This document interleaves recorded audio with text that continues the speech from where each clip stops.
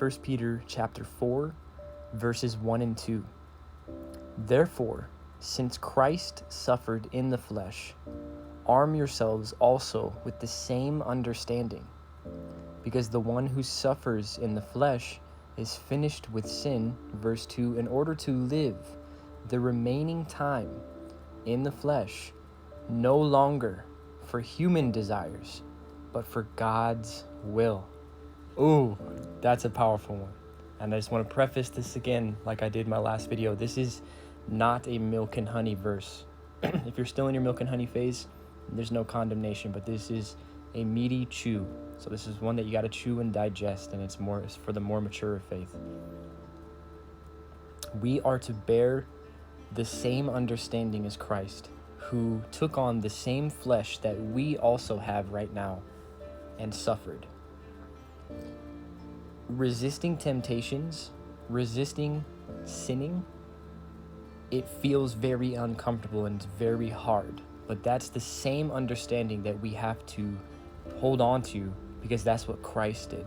Christ suffered in the flesh, and those who suffer in the flesh, those who resist temptations, those that do God's will, it's going to be hard, because temptations and the body and the flesh love to pull and pry and push you every which way to try and get you to do things that are outside of God's will. But those who suffer in the flesh, aka those who go through that uncomfortable discipline to say no more, they are no longer in sin.